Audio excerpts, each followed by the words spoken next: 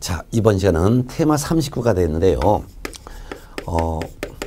중개 보수를 받을 때 계산해서 봤습니다. 이 중개 보수 계산하는 내용, 요걸 가지고 이번 시간에 합니다. 한 문제가 나와요. 중개 보수 계산은 그 밑에 거래 금액에다가 법에 규정되어 있는 요율을 곱합니다. 그러면은 산출액이 나오죠. 이 산출액을 거래 당사자로부터 각각 받습니다. 거래가 매매 거래라면 매도인 매수인으로부터 각각 받는 것이고, 거래가 임대차 거래라면 임대인 임차인으로부터 각각 받는다 이거예요. 근데 산출액이 너무 많아서 만일 한도액이 별도로 주어지면서 이 금액을 초과해서 인정하지 않습니다라는 한도액이 있다든가, 또는 개공과 거래 당사자가 거래가 성사되면 얼마 받기로 합의했다든가, 거래 금액에 얼마를 보수를 받기로 했다든가 합의한 금액이 있을 때는 요 세 가지 중에서 가장 적은 금액을 인정하여 이 적은 금액을 거래 당사자로부터 각각 받게 된다라는 것이죠. 그러면 이제 우리가 테마 38에서 거래 금액에서 매매면은 매매 금액이 거래 금액이고, 만일 분양권 매매면 분양권자가 이미 납입한 금액에 프리미엄을 합한 금액이 거래 금액이 되고, 동일한 중개 대상물에 대하여 동일한 당사자 간의 매매와 다른 계약이 두 가지 계약을 동일한 기회에 이루어졌을 때는 매매 금액 한 가지만을 거래 금액으로 하며, 교환 거래일 때는 큰 금액을 거래 금액으로 하고, 월세가 있는 임대차라면 월세 곱하기 100 거기에 보증금을 더한다. 근데 월세 곱하기 100에 보증금을 더한 금액이 5천만 원 미만이면 거래 금액을 다시 산정한다. 어떻게? 월세 곱하기 70 거기에 보증금을 더한 금액이 거래 금액이 된다.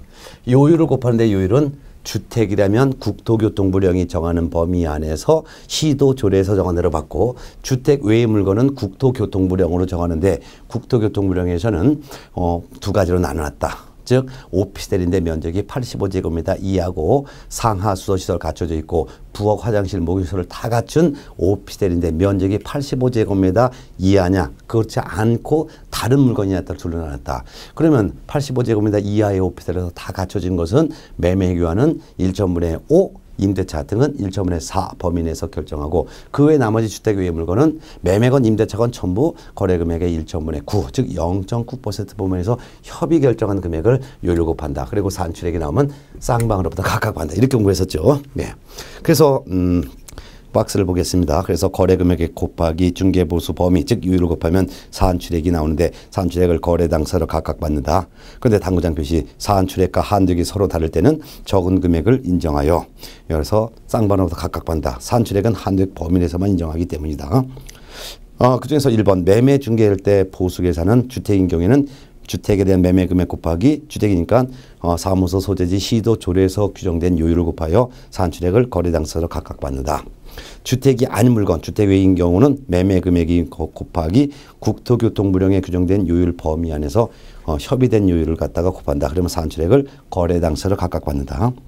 그 다음에 2번 아파트 분양권 매매 중개 시의 보수 계산은 거래 금액은 실제 납입한 금액과 프리미엄을 합한 금액이 거래 금액이니까 이 금액에다가 아파트니까 주택이니까 사무소 소재지 시도 조례에서 규정된 요율을 곱하여 산출액을 거래 당사로 각각 받는다. 점유 계정 중개 시의 보수 계산 즉 동일한 중개 대상물에 대하여 동일한 당사자 간의 매매와 임대차가 동일한 기회로 이루어졌을 때는 매매 중개 보수 하나만 받을 수 있는데, 그중에서 중개한 물건이 양가로 1번 중개 대상물이 주택인 경우에는 그 매매 금액 하나만 받으니까 매매 금액 곱하기 주택이니까 사무소 소재지 시도 조례에서 규정된 요율을 곱하여 산출액을 거래 당사자로 받는다.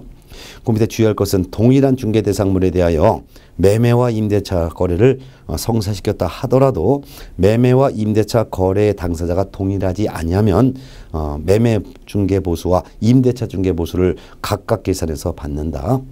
그 다음에 양거래 번 점유 계정 중에서도 중개 대상물이 주택 외인 경우는 매매 금액 한 가지만을 정해서 받는데, 매매 금액 곱하기 주택 외니까 국토교통부령에 규정된 요율 범위 안에서 협의된 요율을 곱하여 산출액을 거래 당사로부터 각각 받는다.